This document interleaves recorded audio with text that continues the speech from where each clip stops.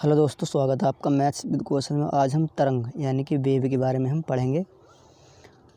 और railway NTPC और group D के लिए बहुत ज़्यादा इम्पोर्टेंट बैच ही चल रहा है, जिसमें आपको विज्ञान और प्लस मैथ्स मैं यहाँ पर आपको कंप्लीट ये कराऊंगा। तो चलिए हम वीडियो शुरू करते हैं।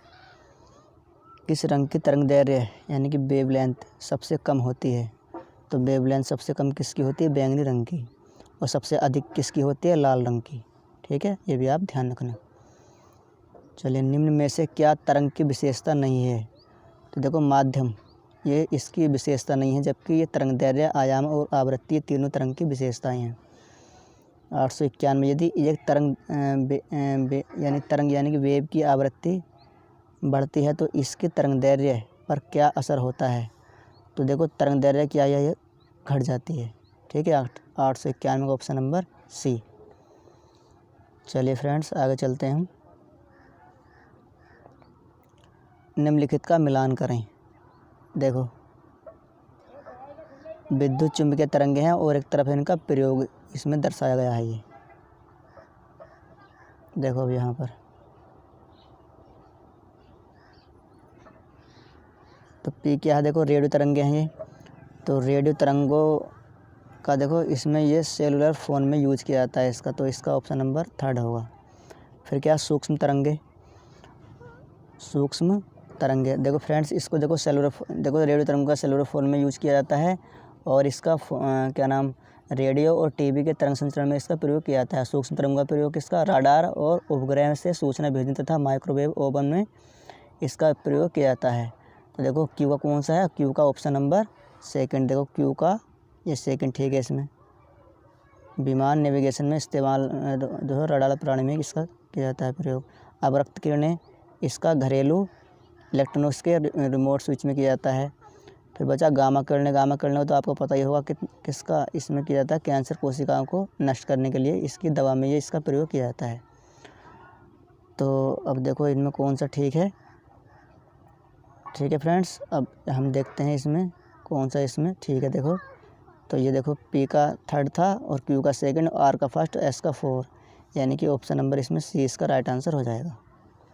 चलिए, अनुदैर्घ्य तरंगों में कण संचरण की दिशा में खाली स्थान कंपन करते हैं। 893, बताइए। समानांतर। ठीक है फ्रेंड्स, ये कण संचरण की दिशा में समानांतर ये कंपन करते हैं। तो चलिए, 894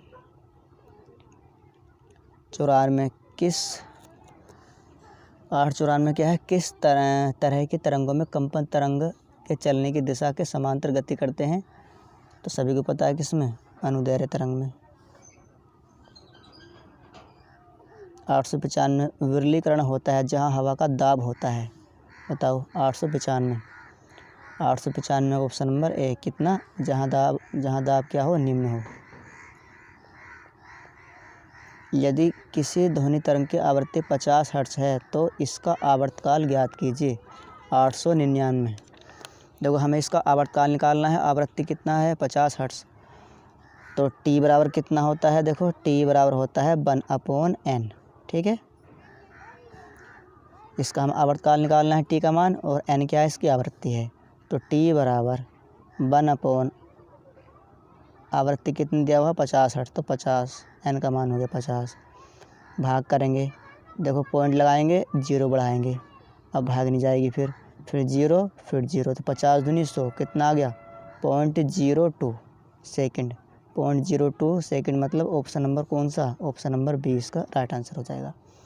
899 का ऑप्शन नंबर बी। कण विक्षोभ के प्रसार की दिशा के लंबवत ऊपर और नीचे दोलन करते हैं। यहाँ किस प्रकार की तरंगों पर चर्चा की गई है? बताइए। प्रश्न नंबर 900, अनुप्रस्थ तरंगों की चर्चा यहाँ पर की गई है। ठीक है, कंपन कर रही वस्तु का समय अंतराल कितना? 0.04 सेकेंड है, तो तरंग की आवृत्ति होगी, यानी कितना होता है? n बराबर कितना होता है? 1/t। हमें इसकी आवृत्ति निकालनी है, n का मान, और 1/t, और इसका कितना, यानी कि आवर्तकाल कितना? 0.04 सेकेंड है, तो 0.04। ठीक है फ्रेंड, दशमलव हटाएंगे, 2 0 बढ़ाएंगे, कितनी बार कट जाए? 25 बार। तो 25 क्या आ गया इसकी? हर्ट्स। 25 तो ऑप्शन नंबर बी इसका राइट आंसर हो जाएगा। 901 का ऑप्शन नंबर बी। किसी विस्फोट के कारण समुद्र के तल पर बनने वाली लहरें होती हैं। 902 अनुदैर्घ्य तरंगे होती हैं वो। निम्नलिखित में से कौन सी एक अनुप्रस्थ तरंग नहीं है। देखो फ्रेंड्स, यहाँ पर केवल फास्ट रिवीजन ही चल रहा है आपका। तो 903 का ऑप्शन नंबर बताइए। ऑप्शन नंबर डी क्या है? ध्वनि तरंग। देखो, लंगर डालकर रोकी हुई नाव लहरों से हिल रही है, जिनके तरंगों का ऊपरी सिरा 100 मीटर अलग है। तरंग के ऊपरी सिरों का वेग 25 मीटर प्रति सेकंड है। नाव को हिलने की आवृत्ति क्या है? बताओ। 904। तो देखो, नाव के हिलने की आवृत्ति निकालनी है हमें, तो तरंग के सिरों का वेग बटे तरंग का ऊपरी सिरा, और तरंग के सिरों का वेग बटे हमें निकालनी क्या? नाव के हिलने की आवृत्ति। ठीक है, नाव के हिलने की आवृत्ति देखो बराबर मैं यहाँ पे लिख रहा हूँ। तो तरंग के सिरों का वेग बटे तरंग का ऊपरी सिरा। तो तरंग के सिरों का वेग कितना है? 25। ऊपरी सिरा इसका कितना है? 100। भाग करेंगे तो कितनी बार? 0.25 हर्ट्ज़। 0.25 हर्ट्ज़ यानी कि कितना? Option number B. ठीक है। एक तरंग का वेग कितना है? v। आवृत्ति f और तरंग दैर्घ्य लैम्डा है। खाली स्थान है, बताइए। 907 इसमें हमें बताना है। देखो तो कितना होता, तब इसमें संबंध कितना होता है? b बराबर f lambda. Option number B इसका राइट आंसर हो गया। 908 आवृत्ति और कालावधि में क्या संबंध है? प्रश्न नंबर 908। तो क्या संबंध होता है फ्रेंड्स? t बराबर होता है 1/μ। तो ऑप्शन नंबर डी इसका राइट आंसर हो गया। t बराबर 1/μ। एक माध्यम में एक ध्वनि तरंग की तरंग दैर्घ्य कितनी है, जिसकी आवृत्ति 480 हर्ट्ज़ है और गति कितना? 380 मीटर प्रति सेकंड है। तो देखो, v बराबर कितना होता है? n lambda. तो यहाँ से हमें कितना निकालना है? लैम्डा का मान हमें निकालना है। तो v बराबर पहले लिखेंगे हम n लैम्डा। ठीक, अब देखो v का मान कितना? 380 बराबर लैम्डा का मान हमें निकालना, n का मान हमें कितना दिया है? 840 और गुणा लैम्डा। ठीक है, 0 से 0 कैंसिल आउट। ठीक, तो लैम्डा बराबर कितना हो गया? लैम्डा बराबर कितना? 38/84। 38/84। ठीक है, भाग करेंगे। देखो पॉइंट लगाएंगे, 0 बढ़ाएंगे, तो 8 चौक 32 यानी कि लगभग कितनी बार? 4 बार। ठीक, फिर ठीक 4 बार। तो देखो अब यानी कि 0.4 आ रहा है। तो देखो इससे आप अंदाज़ा लगा सकते हो, तो कितना? 0.45 मीटर ही आएगा। कौन सा? Option number A. ठीक है, क्योंकि 0.4 हमने निकाल लिया शुरू में, 0.4 भाग करके आया, फिर उसके बाद हम भाग करेंगे तो देखो 0.4 शुरू में तो किसी में है नहीं, तो ऑप्शन नंबर ए में है। तो ए इसका राइट आंसर हो जाएगा।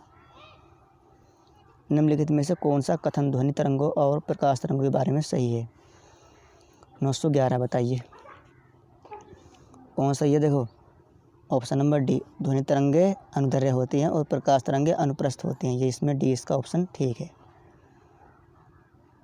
ध्वनि तरंगों की गति 700 मीटर प्रति सेकंड है। ध्वनि तरंगे 7 किलोमीटर की यात्रा करने में कितना समय लेंगी? 914।